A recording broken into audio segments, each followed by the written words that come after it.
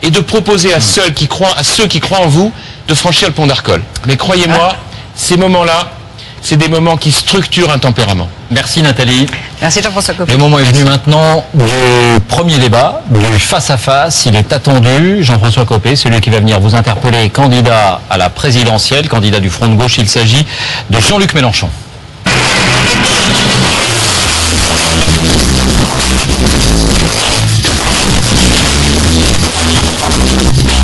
Bonsoir Jean-Luc Mélenchon, bienvenue.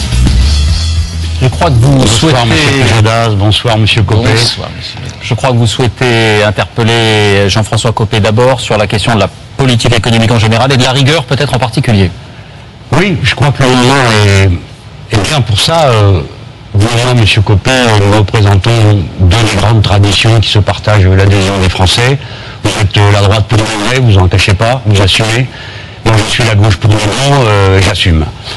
Mais vous et moi, on est mis au pied du mur. Notre pays est attaqué par la finance, c'est la lecture que j'en ai, comme nous. Nous avons là deux cohérences radicalement différentes et je pense que c'est ça l'objet de notre discussion. Moi je crois que quand la finance attaque le pays, il faut riposter en écoute. Je pense qu'il faut briser la spéculation, il faut empêcher de fermer les usines, il ne faut pas renoncer aux acquis sociaux, comme la retraite à 60 ans, tout le contraire. Je pense qu'il faut relancer l'activité et relancer la grande bataille identitaire des Français qu'est l'égalité. Vous avez un autre point de vue. Vous pensez que la crise vient d'une dépense excessive, qu'il faut contenir, et vous acceptez ce que vous appelez un thermomètre, la décision des agences de notation. Et vous prenez des dispositions pour ça, vous comprimez la dépense, vous la comprimez, en commençant par les dépenses sociales et les pauvres gens qui ne peuvent se défendre. Et bon, admettons, ce sont deux logiques, mais ce que vous êtes en train de faire a déjà été appliqué. C'est ce qui vient d'être fait en Grèce, c'est ce qui vient d'être fait en Espagne, c'est ce qui vient d'être fait au Portugal. Et partout, ça provoque le même résultat. L'activité se contracte, donc les déficits augmentent, donc la dette augmente, et donc on revient devant les agences de notation qui vous notent plus durement en disant « vous n'avez pas de rentrée fiscale, donc je vous tape ». En quelque sorte, je pense que vous avez introduit en France le syndrome grec. Je vous signale qu'on en est déjà, sur un claquement de doigts des agences de notation, à deux plans d'austérité. Et là, on vous en demande un troisième. Je pense que vous êtes dans un cycle sans fin à courir derrière l'approbation des agences de notation. Bon, je pense qu'on a effectivement, de ce point de vue, une divergence d'analyse totale. Et ça ne fait pas dire qu'il n'y a pas des sujets, d'ailleurs, sur lesquels on peut se retrouver, vous et moi. Je pense particulièrement à la question de la laïcité. Mais sur cette question économique, oui, je crois qu'on a une différence d'analyse. Et je voudrais essayer de la formaliser à ma manière. Je crois que ça permettra aussi aux uns et aux autres qui nous écoutent de se faire leur jugement. Je pense, contrairement à vous, que ce n'est pas une crise de l'euro que nous sommes en train de traverser, c'est une crise de la dette des États.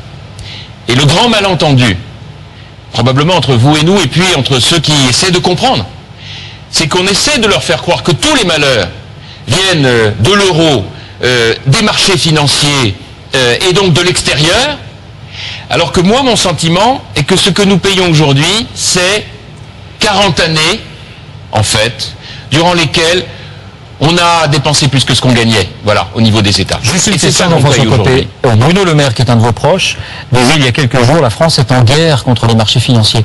Vous ne reprendriez pas cette formule? En tout cas, peut-être pas tout à fait de la même manière, car lui-même d'ailleurs l'a un petit peu rectifié en expliquant que ce qui est en cause là, c'est pas les marchés en tant que tels, c'est les spéculateurs qui vont bien au-delà de ce que la logique normale du marché voudrait. Et je voudrais qu'on fasse là-dessus vraiment un petit point d'arrêt, c'est extrêmement important. Car effectivement, vous avez tout à fait raison, ça vous fait une différence avec M. Hollande, c'est que vous n'êtes pas la gauche qui ne dit pas son nom ou qui est indécise. Vous y allez franchement, ça je suis bien d'accord. Mais enfin, si on va au bout des choses, la crise de la dette, c'est pas la même chose que la crise de l'euro. La crise de la dette, en réalité, on peut trouver une solution. Cette solution, c'est quoi? C'est d'imaginer demain une nouvelle croissance. Et moi, je pense, mais profondément, que la France est placée devant, comme les autres pays, sur la même ligne de départ. Et qu'on a un mode d'emploi pour s'en sortir. Et ce mode d'emploi, c'est la réindustrialisation de notre pays. C'est la priorité absolue. Et vous savez, dire qu'on réindustrialise, ça veut dire quoi? Ça veut dire qu'au lieu de se lamenter parce qu'on n'a pas de pétrole, parce qu'on dépend de l'étranger, mieux vaudrait qu'on se dise, on a une richesse extraordinaire, c'est les hommes et les femmes. Créons toutes les conditions pour produire en France. Faisons du Made in France comme on fait du Made in Germany. Moi, je vous dis du Made in Germany, hein, pas du Made in China. Parce qu'en réalité, le modèle qui est intéressant à regarder, c'est celui des Allemands. Voilà des gens qui ont maîtrisé le coût du travail, notamment en augmentant la durée du travail. Voilà des gens qui ont restructuré leurs entreprises pour que les toutes petites PME allemandes deviennent grosses. Voilà des gens qui ont orienté leur activité sur la compétitivité, la qualité des produits, les machines-outils. Nous aussi, on sait faire des machines-outils. Pour les vendre à l'étranger, là où il y a de l'argent, là où il y a la croissance. Voilà des gens, enfin, qui ont fait des liens très forts entre les banques, les entreprises, les universités.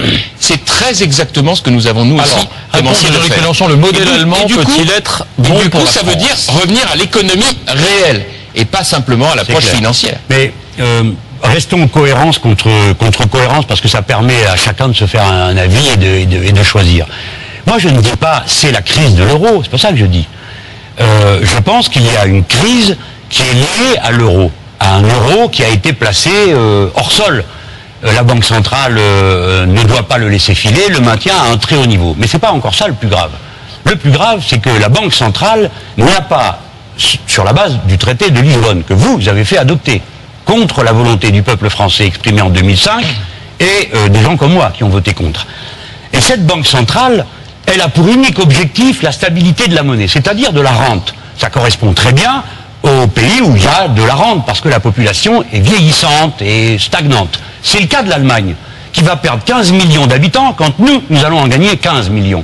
Par conséquent, la Banque centrale, au lieu d'être là à tenir la balance de la rente, devrait être là pour dynamiser l'économie, faire des prêts, intervenir en prêtant directement aux États, plutôt que de les envoyer auprès des banques, de manière à ce qu'ils respirent. Laissez-moi juste terminer sur ce point. C'est les Allemands qui ne veulent pas, monsieur Mélenchon. Mais les Allemands ne veulent pas, nous pouvons les convaincre, et en Europe, nous sommes 27. Encore faut-il proposer les choses avec assez de force pour qu'on se fasse entendre. Je ne connais pas un pays qui s'entendra, qui nous dira, nous, non, à nous, les Français, quand nous disons, nous allons avoir 15 millions de petits que nous sommes contents d'avoir, qui vont grandir, qui sont nos enfants, et nous allons nous en occuper. Nous avons besoin d'instituteurs, de bons soins, de bonnes routes, de bonne consommation, de qualité. Pour ça, donc, des bonnes payes.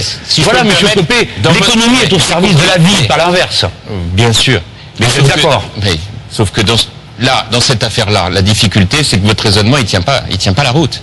Parce qu'en réalité, vous êtes très attaché, j'imagine, en tout cas, moi, c'est mon cas, à l'indépendance de la France.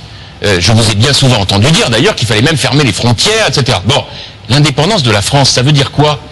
Ça veut dire que vous, quand vous me dites, il faut toujours plus de dépenses publiques, d'ailleurs, la droite réduit les dépenses publiques. Mais dites, l'indépendance, ça commence déjà par l'indépendance financière. Plus vous multipliez les dettes, plus vous êtes arbitré par des marchés financiers. Pourquoi on leur parle on leur parle aux marchés financiers?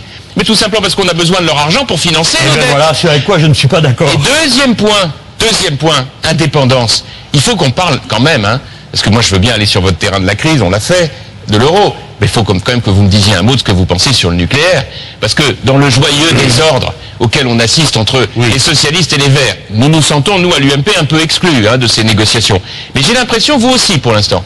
Et je ne vous cache pas que je serais très, très, très intéressé de savoir ce que vous allez faire dans ce bal où les communistes que vous représentez, excusez-moi de le dire, n'ont pas leur place. Car enfin, qui, dans la grande tradition industrielle de notre pays, défend depuis toujours la qualité des ouvriers, des salariés, des chercheurs, des ingénieurs, pour une des filières d'excellence de la France, qui est copieusement insultée depuis 3 jours, dans des conditions inouïes, par une gauche qui, en réalité, depuis hier soir, nous a annoncé la couleur. Bon. Désormais, elle ne pourra plus dire qu'elle incarne le développement durable. C'est pour ça que je serais très heureux d'avoir votre vision, parce que sur le nucléaire, on a eu l'acte de décès d'une gauche qui nous explique depuis toujours qu'elle incarne le développement durable. Depuis hier, c'est terminé. Bon, alors, et ça a été sacrifié à l'autel de petits arbitrages électoraux. Sur le nucléaire, mais on revient sur la dette aussi. Je voudrais d'abord revenir sur cette affaire de la dette et du traitement de l'agression que les marchés financiers font contre l'Europe. On n'a pas le même diagnostic. Moi, je vous dis clairement, je pense,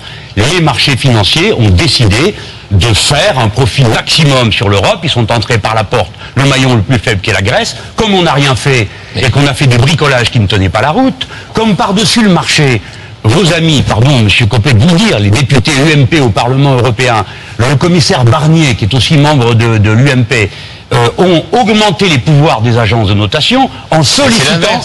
Pardon? Mais c'est l'inverse. Non, mais alors là, monsieur Copé, Mais- pardon, là je siège au Parlement européen, je sais de quoi je parle. Oui, ça c'est vrai que vous avez fait un bon parcours depuis le Sénat. Mais pardon, en novembre dernier, puis en juin dernier, les pouvoirs des agences de notation ont été étendus. Maintenant, il est question de les resserrer. Mais c'est pas le sujet, mais la crise, c'est pas les agences. Non, mais attendez. Oui. Non, parce qu'après, on se raconte des blagues, là. La crise, c'est pas les agences de notation. Qui a besoin de corriger, d'encadrer les agences de notation? D'accord, mais on va pas se tromper de débat. Pourquoi est-ce qu'on est sur les marchés? Parce que les dettes Mais je qu'on viens- a je- accumulées, vous l'avez déjà on a dit. besoin de les refinancer. Vous l'avez Mais déjà oui, mais dit. vous avez Je l'air vais de vous le répondre. nier. Attendez. C'est un élément Je ne nie majeur. pas, je mets les choses à Très leur bien. place. Soyons équilibrés. laissez répondre budgétaire, Jean-Luc on n'aura Mélenchon plus besoin là-dessus. de dépendre des marchés. Sur la dette. Je peux prendre la question par ce bout-là, mais je voudrais juste finir au moins ma démonstration pour que vous l'entendiez. Lorsque vous traitiez du problème de l'indépendance, bien. Vous dites on est obligé d'aller chercher les marchés financiers internationaux. Pas du tout, monsieur Copé. Si les États-nations pouvaient emprunter directement à la Banque Centrale Européenne, ils n'auraient pas besoin d'aller chercher les marchés. Autrefois, la France empruntait à sa propre Banque Centrale. Eh bien, c'est ce mécanisme-là que nous sommes les seuls à ne pas pratiquer au monde. Les États-Unis d'Amérique le pratiquent régulièrement. D'habitude, c'est pas moi qui cite les États-Unis d'Amérique. Donc, il y a là une faute qui a voulu faire des marchés et de la finance l'arbitre de la vie des nations. Et ceci nous conduit à des désastres croissants. Même dans les détails, regardez, vous venez de rajouter un jour de carence, d'accord? Qui ne sera pas payé. Ça veut dire que maintenant, quelqu'un qui est dans le privé, 3 jours de carence, vous lui en rajoutez un 4e. Que va faire la personne en question, qui a la petite paye, qui a le petit SMIC que vous n'avez pas augmenté? Qu'est-ce qu'elle va faire? Elle ne va pas soigner. Elle ne va pas déclarer sa maladie. Non, et vous aurez donc des gens malades. Laissez-moi terminer. Bah, et ces mêmes gens-là, Vous allez répondre et ces là-dessus. mêmes gens-là, Allez. monsieur Copé, ne consommeront pas pendant ce temps. Et donc, vous voyez qu'à travers des petites mesures de cette nature, Non. on désorganise Non. toutes les Jean-Luc économies. Mélenchon, Il y a vous pas avez de trop- progrès non. économique sans progrès social. Jean-Luc Merci. Mélenchon, s'il vous Ça, plaît. je suis bien Jean-François d'accord Copé, avec vous vous. êtes d'accord avec Je- Jean-Luc je- Mélenchon. je- Vous pensez qu'on prend les malades pour des fraudeurs aujourd'hui en France? Ah ben, c'est vous qui le dites, hein. Moi je le crois. Je pense que c'était absurde de faire ce que vous avez fait. Oui. Si vous cherchez de l'argent, courez après les fraudeurs au fisc. Il y en a pour 40 milliards de Oui. perdus Mais chaque écoutez, année. moi je vais vous dire Eh une bien oui, chose. mais ça, ce sont des faits que vous ne dites pas. mais je le vais- président je de la vais- République je vais désigne vous les répondre. voleurs, comme il dit, en traitant des gens qui sont malades, et il oublie de citer, il y en a quand même, des patrons voyous qui ne payent pas et qui ne déclarent pas Alors, le Jean-François travail. Copé, Ça là-dessus. représente D'abord. 10 fois plus, monsieur Copé. D'abord. Comprenez que les gens se sentent offensés. Oui, mais enfin, il y a Les pas- malades ne sont pas des tirs au flanc. Ouais. Enfin, il n'y a pas d'un côté le gentil Mélenchon qui va venir expliquer que vraiment il est très sensible à tous ces sujets, et de l'autre la méchante droite qui ne voit rien. Moi, je vais vous dire une chose. La justice sociale, vous en avez fait une idéologie, une posture, très bien. Non, une idée Mais moi, fixe. oui, mais moi je vais vous dire une chose. Il se trouve que pour toute une série de raisons, vous n'en avez pas du tout le monopole. Et qu'un certain nombre d'entre nous, au quotidien, étant élus locaux, et je peux en témoigner, apportent tous les jours des réponses très concrètes sur des situations de désespérance. Ah non, non, non, attendez. oui. Là, je voudrais Mais moi, vraiment je ne dis terminer. pas vos qualités humaines, Mais monsieur je- Copé, c'est pas le sujet. Mais- non, mais je suis le pas là. sujet, c'est la ligne politique. Mais qu'on j'ai applique. bien compris. Mais c'est de celle-là dont je vais parler. Tous les jours, nous entendons un certain nombre de nos compatriotes nous dire « ça suffit, les abus. Il n'y en a que pour les autres ».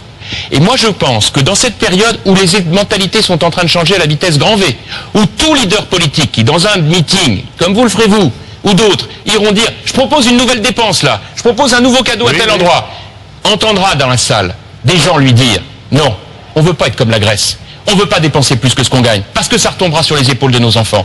Vous savez, il y a d'une certaine manière quelque avantage à être dans la situation qui consiste à donner des grandes leçons là sur la justice sociale. Je préférerais Mais- m'occuper des affaires, Ouais, je vous le dis. mais enfin, vous savez, Je saurais quoi faire. Oui, bah, peut-être vous saurez quoi faire. Mais ce que je note, c'est que jusqu'à présent, vous n'avez jamais, par exemple, fait le choix d'être l'élu d'une ville qui vous permettrait d'assumer les responsabilités.